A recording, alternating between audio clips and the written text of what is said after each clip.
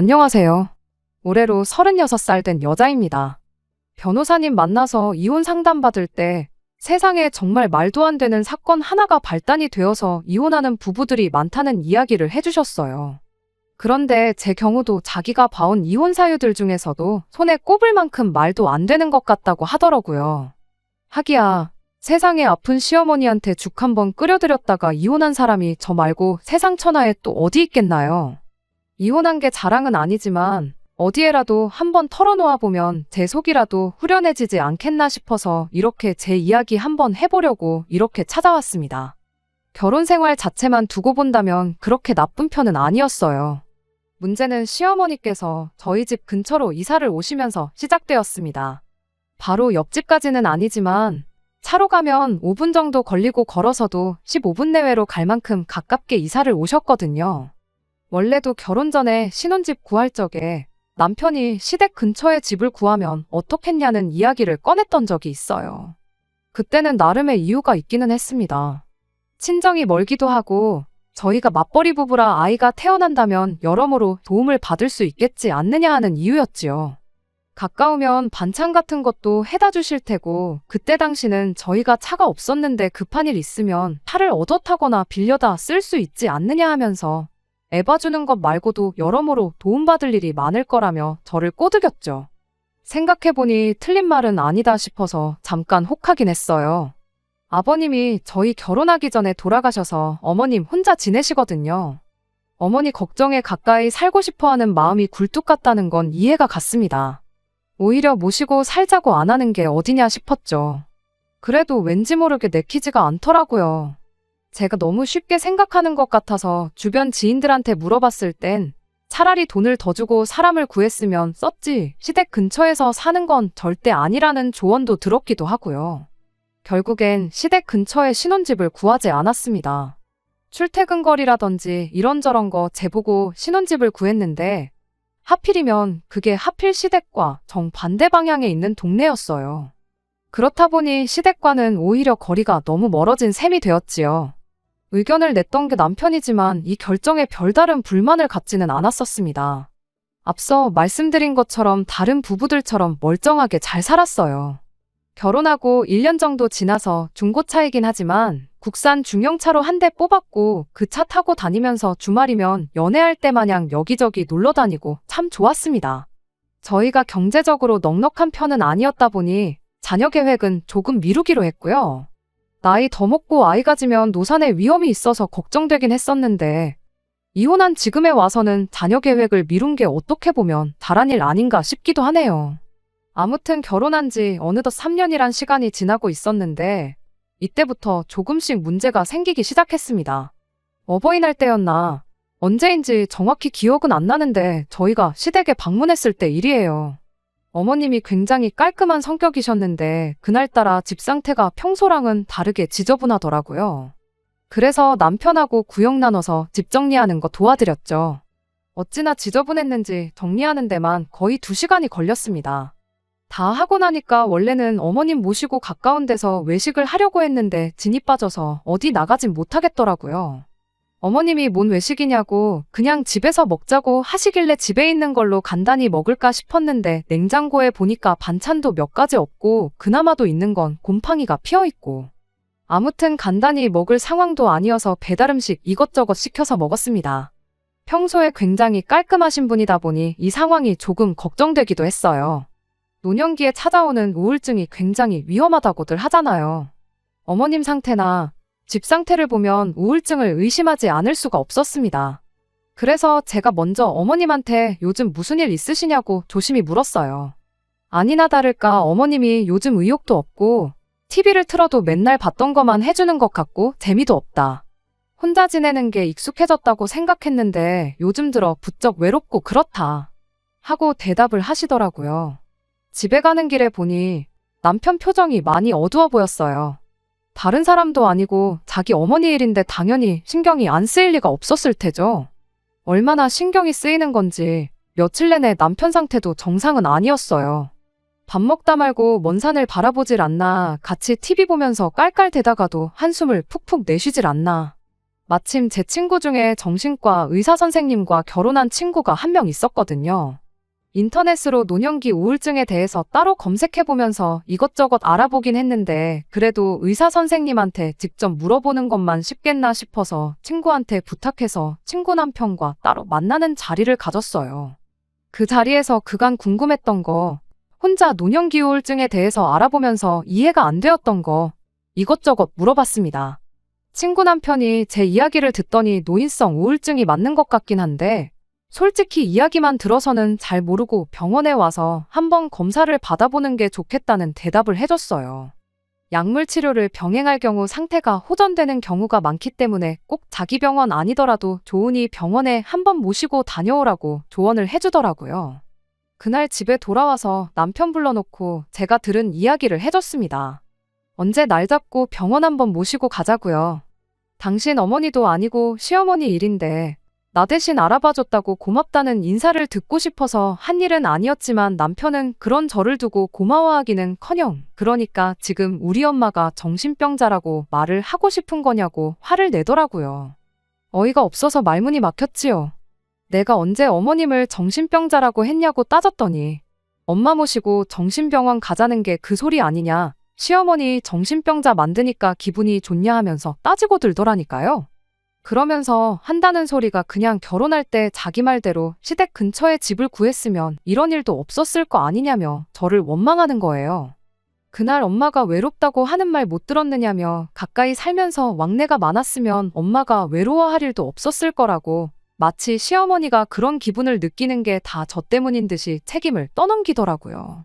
그냥 외로워하시는 만큼 우리가 자주 찾아뵈면 되는 거고 그러면 금방 기분도 나아지실 거라고 하면서 이를 근본적으로 해결할 생각을 해야지 기껏 생각한 게 엄마 정신병원 보내서 정신병자 만드는 거냐고 짜증을 내는데 정말이지 어이가 없었어요. 아니, 현직 정신과 의사 선생님 하고 있는 친구 남편한테 직접 가서 물어본 건데 당신이 알아봐야 의사 선생님보다 더 잘 알겠냐고 한마디 했지요. 제 말이 틀린 말이 아니잖아요. 나는 어머님 증상을 가지고 이것저것 검색해보고 나름 공부하고 알아본 다음에 직접 제 발로 전문가 찾아가서 소견을 듣고 온 건데 아무것도 안 하고 한숨만 푹푹 내쉬던 인간이 의사보다 잘났다고 근본적인 해결책 운운하면서 떠들고 있으니 웃기지도 않는다고 한마디 해줬어요. 그랬더니 또 따지고 들기를 네 친구 남편이 돈 벌고 싶어서 하는 소리를 그대로 믿고 있냐고 세상 물정도 모른다는 소리를 하더라고요. 자기 병원 아니어도 된다고 했고 약 같은 거 처방받고 그러려면 자기 병원보다 집에서 가까운 병원이 더 좋으니 안 와도 된다고 했더니 그냥 하는 소리 아니었겠냐고 따지대요. 상담까지 받고 다 한 데다가 친구 남편이니 당연히 제가 그 병원으로 갈 거라 생각하고 한 말일 거라고요. 설마 당신 지금 의사 선생님 돈 못 벌까봐 걱정해 주는 거냐? 니나 잘해라 하는 말이 목끝까지 차올랐지만 남편을 다른 사람도 아니고 제 친구 남편과 비교하는 거야말로 제 얼굴에 침 뱉는 꼴이기도 해서 참았습니다. 아무튼 그 일이 있은 뒤로 남편이 저한테 삐쳐서 며칠 동안 말도 안 했습니다. 저는 그래도 혹시나 하는 마음에 친구한테 전화해서 남편이 제시한 해결책은 어떤지에 대해서 의견을 물었어요. 그런데 그런 방법도 나쁜 건 아니라고 무조건 약물에 기대는 것도 좋은 건 아니니 일단 그렇게 해보고 경과를 지켜보라는 대답을 들었습니다. 정확히는 조금 극단적이긴 했지만 남편 말도 틀린 건 아니었죠. 그래서 좀 더 시댁에 신경을 쓰기로 했어요. 그런데 문제는 이때부터 남편이 전해본 적 없는 둘도 없는 효자로 돌변했다는 거예요. 상황이 상황이니만큼 남편이 어머님 챙기는 건 당연하다고 생각했지만 날이 갈수록 도가 지나치다 싶을 정도로 변해가는 게 문제였습니다. 원래는 한 달에 2번 어머님을 뵈러 시댁에 다녀오기로 했는데 언젠가부터 당연하다는 듯이 주말만 되면 시댁에 가는 걸로 바뀌게 되었어요. 매주마다 시댁에 가는 게 불편하긴 했지만 아무래도 어머님 상태가 나아지는 기색이 없었다 보니까 그냥 참았어요. 저러다 남편도 안 되겠다 싶으면 병원에 모시고 가자고 하진 않을까 싶었거든요. 그런데 남편은 어머님을 병원에 모시고 가기는커녕 매 주말마다 시댁에 찾아가는 것도 모자라 이제는 아예 하루를 자고 오면 어떻겠냐고 나오더라고요. 그전까지는 다 어머님을 위해서라 생각하고 참았지만 그때부터는 저도 버겁고 이게 맞나 싶을 정도로 힘들다는 느낌을 받기 시작했습니다. 오죽했으면 이럴 바에 그냥 신혼집을 시댁 근처로 구하자고 할 때 그러자고 했으면 좋았겠다 싶을 정도로 말이에요. 남편이야 결혼 전에 살던 집이니 익숙해서 편할지 모르겠지만 저는 원래도 잠자리가 바뀌면 잠을 잘 못 자는 성격이거든요.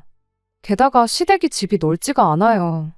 남편이 총각이던 시절에 쓰던 방이 그대로 남아있긴 하고 남편이 쓰던 침대며 책상이며 그대로 있긴 한데 그 침대가 남편 혼자만 쓰던 1인용 침대였거든요. 원래도 제가 자는 게 예민해서 바닥에서 못 자기도 하는데 그렇다고 제가 침대를 쓰고 남편을 바닥에서 재우기엔 또 시어머니 눈치가 보여서 그렇게는 못 하겠더라고요. 반대로 남편이 침대를 쓰고 제가 바닥에서 자자니 그건 또 그거대로 싫었고요. 게다가 남편이 나간 뒤로부터 어머님이 안 쓰는 짐이며 물건들 이것저것을 남편이 쓰던 방에다 몰아놓은 상황이었던 터라 솔직히 누구 한 명이 바닥에서 자는 것도 불가능한 상황이었습니다. 결국엔 두 사람 다 거실에 이부자리 깔아놓고 바닥에서 잤어요. 가뜩이나 불편해서 잠도 못 이루겠는데 그 와중에 현관문 센서 등은 아무도 안 지나가는데도 왜 그렇게 지 혼자 껌뻑껌뻑 거리던지. 내내 일하다가 주말 이틀 쉬는 건데 그중 하루를 잠을 설치면서 보내니 피로도 전혀 안 풀리고 쉬었다는 느낌도 전혀 안 들었다 보니 월요일만 되면 몸이 축 처지고 의욕도 안 생기고 무기력해졌어요. 이러다간 어머님뿐만 아니라 저도 우울증에 걸리는 게 아닐까 싶을 정도로 힘들었습니다. 그나마 시어머니께서 저한테 고생이 많다며 늘 고맙다고 해주셨던 게 위안이 되었습니다. 당연히 해야 할 일 하는 건데 생색내지 말라는 남편과 비교하면 천지 차이였으니까요. 그러다 제가 힘들어한다는 걸 시어머니도 어렴풋이 느끼고 계셨었나 봐요. 언젠가 저랑 남편 불러놓고 하시는 말이 둘이서 매번 주말마다 이게 무슨 고생이냐며 당신 혼자 어떻게든 이겨내 볼 테니 당분간 오지 말라고 하시더라고요. 그런데 남편은 그걸 두고 또 저한테 뭐라고 한 소리를 하기 시작했어요. 네가 얼마나 불편한 티를 냈으면 어머니가 저런 말까지 하시겠냐고요. 며느리가 시어머니 눈치 보게 만드는 게 맞냐며 노발대발 아주 난리도 아니었습니다. 그때 저도 인내의 끈이 끊어졌던 것 같아요. 여태까지 아무리 힘들어도 당사자인 어머님보다 힘들겠냐고 되새기면서 몇 번을 참고 또 참았는데 정작 남편이라는 사람이 그런 제 마음은 알아주지 못할 망정. 무조건 어머니가 저렇게 된 것도 시댁 근처로 신혼집 구하기 싫다던 제 탓이고 어머님이 저희 눈치 보는 것 또한 제 탓이고 제 잘못이라고 떠들고 있었으니 말이죠. 그래서 말 나온 김에 확실하게 이젠 더는 못하겠다고 말했습니다. 정 그렇다면 나는 토요일 저녁에 차 끌고 들어갈 테니 당신 혼자 어머님 댁에서 자고 오라고 했어요. 그러니까 그건 또 싫다고 하더라고요. 이유가 뭐냐고 했더니 제가 차를 끌고 가버리면 자기가 집에 들어가기 불편하다는 말도 안 되는 이유였습니다. 어머니가 걱정된다면서 그 정도 불편도 감내 못하냐고 그럼 내가 대중교통 타고 어떻게든 혼자서 집에 가고 차는 두고 갈 테니 어머님 댁에서 있고 싶은 만큼 있다 오라고 했어요. 이젠 또 무슨 이유를 대면서 싫다고 하려나 싶었는데 아니나 다를까 저 먼저 가버리면 어머니가 그걸 가지고 섭섭해하실 거라며 협조 좀 하라고 우기대요. 그만 오라고 먼저 말 꺼낸 게 어머님인데 뭘 자꾸 억지를 부리냐고. 그리고 하늘에 맹세코 힘들긴 했지만 내가 어머님한테 직접적으로 눈치 준 적 없었고 이렇게 계속 어머님 마음만 불편하게 두면 나을 병도 안 낫지 않겠냐고. 차라리 내가 일찍 들어가는 게 도와주는 거라고 한마디 했어요. 상식적으로 생각해도 제가 한 말이 틀린 게 없으니 남편도 어떻게 반박을 못 하더라고요. 그 다음 주가 돼서 어머님한테 앞으로 저는 하루만 있다 가고 남편이 주말 내내 같이 있기로 했다고 말씀드리니 어머님이 잘 됐다면서 그럴 게 아니고 저는 그냥 안 와도 된다고 하시더라고요.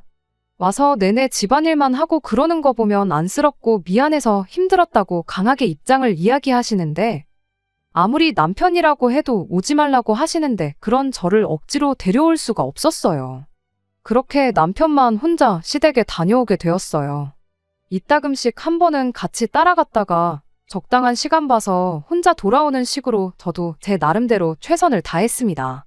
한 번은 남편이 다음날 점심때도 안 돼서 집에 돌아왔길래 뭐 이렇게 일찍 왔느냐고 물어봤어요. 그랬더니 제가 없으면 할 게 없어서 일찍 왔다는 소리를 하더라고요. 우리가 뭐 어머님 댁에 그동안 놀러 갔던 거냐고, 같이 시간 보내드리러 갔던 거 아니냐, 이렇게 일찍 올 거면 그동안 뭐하러 하루를 자고 왔냐고, 앞으로는 저녁 식사까지 같이 하고 있을 만큼 시간 보내다가 들어오라고 했습니다. 아무튼 주말에 오롯이 하루를 쉴 수 있게 되니 그건 참 좋았네요. 그렇게 남편만 혼자 시댁에 가기 시작한 지 한 3개월인가 지났을 때쯤 남편이 오며 가며 하는 게 너무 힘들다며 시어머니를 저희 집 근처로 이사시키면서 어머님과 가까운 거리에 살게 되었습니다. 어머님은 평생을 살아온 동네를 떠나기 싫다고 반대를 하셨다는데 남편이 막무가내로 우기니 어쩔 수 없이 추억이 남아있는 집을 정리하고 이사를 올 수밖에 없었습니다.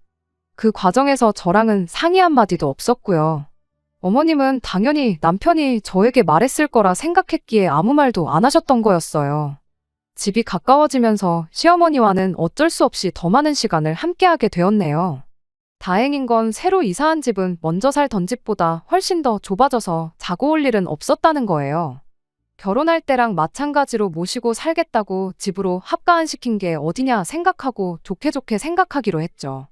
그런데 오히려 어머님이 가까이 살게 되니 그렇게 어머니 걱정된다고 챙기던 남편이 어머님한테 소홀해지기 시작했습니다.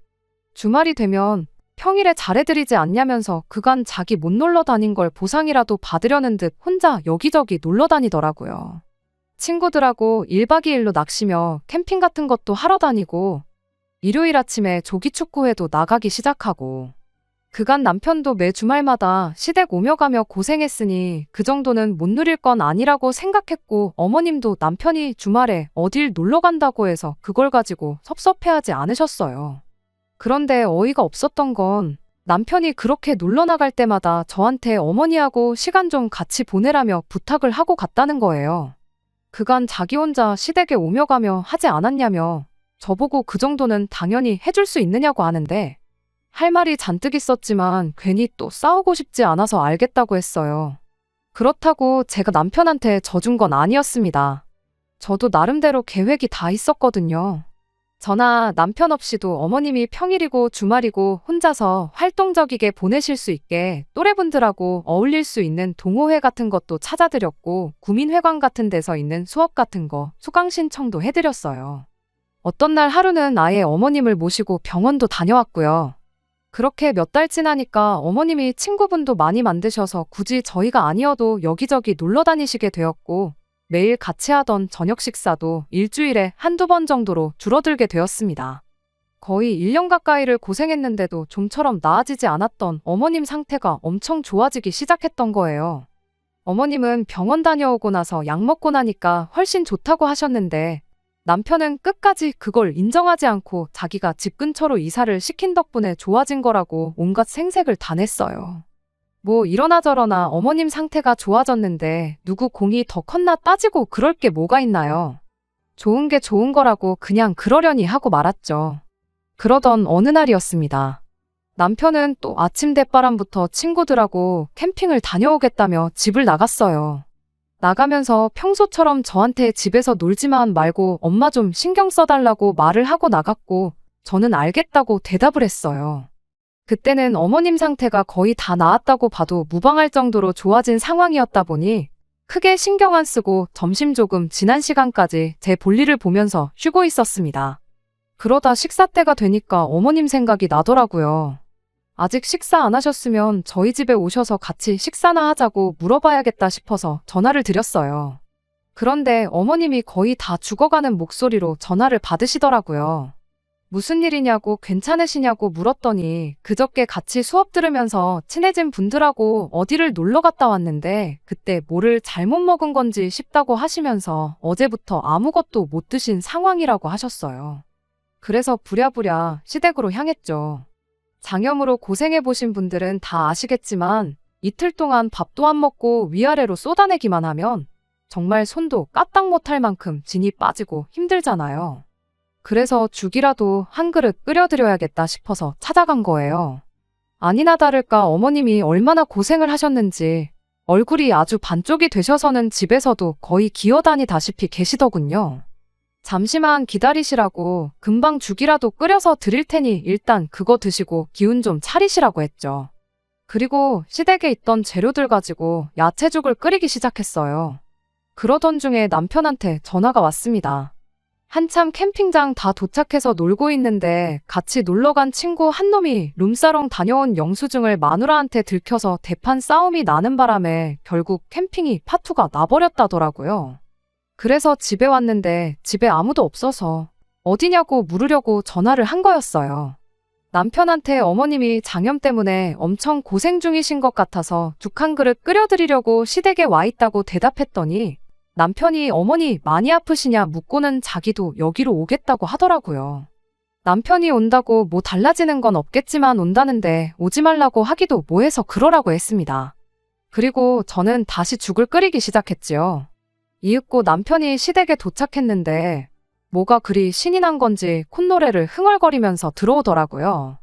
룸사롱 다녀왔다고 남편 놀지도 못하게 하는 친구 마누라랑 비교하면 아픈 시어머니 죽 끓여주는 우리 마누라가 100배 1000배 낫지 하면서 혼잣말을 하는 게 제가 어머님을 챙기고 있는 게 기분이 좋았나 보구나 싶었어요. 그때까지만 해도 저도 덩달아 기분이 좋았는데 사건은 남편이 주방에 들어오면서 순식간에 터져버렸어요. 우리 마누라가 최고라면서 들어왔는데 제가 끓이고 있는 죽을 보더니 뭐 이렇게 건더기가 없냐고 하면서 갑자기 미친 사람처럼 화를 내기 시작하더라고요.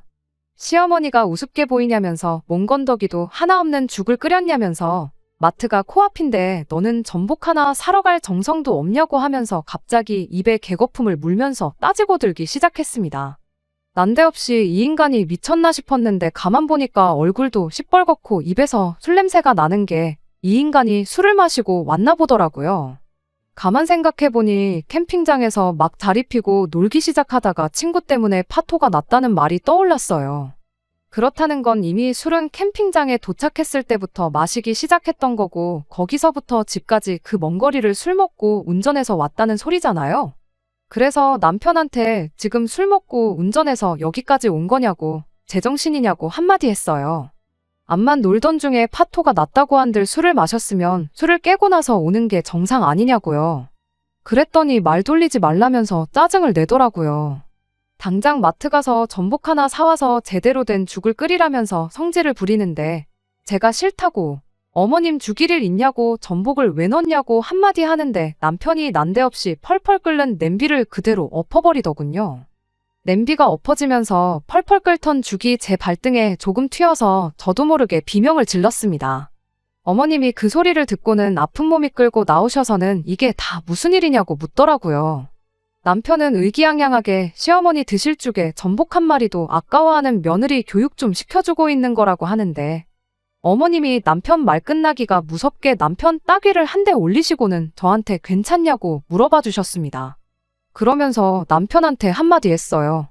너는 어떻게 된 자식 새끼가 엄마 갑각류 알레르기 있는 것도 모르냐고. 안 그래도 아파 죽겠는데 나를 죽일 셈이냐며 주둥이로만 효도하지 말고 네 아내가 하듯이 행동으로 효도 좀 해보라고 하면서 냉동실에 있는 얼음 꺼내서 제 발등을 찜질해 주시더라고요. 하지만 어머님이 저한테 잘해준다고 한들 당시 남편한테 느낀 감정은 정말이지 그 어떤 말로도 표현이 안 되었어요. 제가 남편하고 결혼한 거지 시어머니랑 결혼한 게 아니잖아요. 술 먹고 운전하는 걸 이렇게 쉽게 생각하는 사람인 줄도 몰랐고 술 때문에 그랬겠지만은 어떻게 펄펄 끓는 죽을 자기 짜증난다고 엎어버리는 그런 욱성질이 있는 줄도 몰랐습니다. 그리고 내 남은 평생을 이 사람과 함께 할 수 있을까 하는 생각까지 들기 시작했어요. 상황이 일단락되고 남편도 어느 정도 술이 깨고 나서는 제 앞에 무릎까지 꿇고 미안하다고 싹싹 빌기는 했는데 그땐 도무지 제 마음이 풀리지가 않았어요. 하루가 지나고 이틀이 지나고 며칠이 지나도 남편과는 여기까지인가 보다 하는 생각이 변하지가 않더라고요. 남편이 제 근처에 있는 뭘 집으려고 팔을 뻗는데 괜히 심장이 떨리고 겁이 날 지경에 이르니 그때가 돼서는 이혼 말고는 답이 없겠다 싶었습니다. 그래서 그 길로 이혼 전문 변호사님을 만나 상담을 받았고 이혼 사유가 될 만한 부분이 한두 가지가 아니라는 답변을 듣게 되었습니다. 그리고 며칠 더 고민한 끝에 결국 남편한테 이혼하자는 말을 꺼내게 되었어요. 그때도 얼마나 떨렸는지 몰라요. 또 이 사람이 눈깔이 뒤집혀서 해코지를 하지는 않을까 싶었거든요. 다행히 맨정신일 때 남편은 술 마셨을 때와는 다르게 꽤나 이성적이었네요. 두 번 다시 그날 같은 실수가 없게 하겠다고 정말 미안하다고 그날처럼 싹싹 빌기 시작하는데 무릎까지 꿇고 빌고 있는 남편을 보니 안쓰러운 마음이 들긴 했지만 같은 일이 또 일어나지 않을 거라는 보장이 어디 있나요? 그날은 끓는 죽으로 끝이 났지만 다음엔 뭐가 될지 모르는 일이잖아요. 저는 끝내 제 뜻을 굽히지 않았어요. 남편은 자기 혼자 빌어서는 안 되겠다 싶었는지 어머님까지 집에 불러냈습니다. 어머님까지 가세해서 빌면 제가 마음을 돌릴 거라고 생각했는가 봐요. 그런데 의외로 어머님은 거기서 당신 아들인 남편의 편이 아니라 제 편을 들어주셨습니다. 똑같은 상황이 당신한테 벌어졌다면 당신도 저랑 똑같이 이혼을 했을 거라고요. 어머님하고는 나중에 단둘이 만나 이야기를 나눴어요. 솔직히 이혼 안 했으면 하는 마음이 굴뚝 같지만 그 꼴을 내 두 눈으로 똑똑히 봤는데 어찌 이혼하지 말라는 소리를 하겠냐고. 당장 당신한테도 딸이 있었다면 그리고 그 딸한테 똑같은 일이 벌어졌다고 가정하면 딸이 이혼을 안 한다고 해도 당신이 나서서 시키셨을 거라고 하시더라고요. 마지막으로 제 덕에 당신 마음의 병도 다 나았고 새로 이사 온 동네에서 새로운 친구들 만나게 도와줘서 이렇게 제대로 인생의 2막을 시작하게 만들어준 게 참 고맙다고 평생 저에 대해서 좋은 기억만 간직하고 살겠다는 말을 해주셨네요. 어머님까지 나서서 이혼을 하라고 하시니 남편도 결국 그 뜻을 꺾을 수 없었고 그렇게 저희는 합의하에 이혼하게 되었습니다. 삐뚤어진 효심이 멀쩡한 사람을 이렇게까지 변하게 만들 줄은 몰랐습니다. 남편이 원래부터 그런 사람이었다고 한다면 할 말 없지만 그래도 같이 살면서 좋았던 기억만 남기려고 노력해 보려고요. 끝까지 들어주셔서 감사합니다. 오늘의 사연은 여기까지입니다. 구독과 좋아요, 알람 설정 부탁드리고 더 좋은 사연으로 다시 찾아뵙겠습니다. 감사합니다.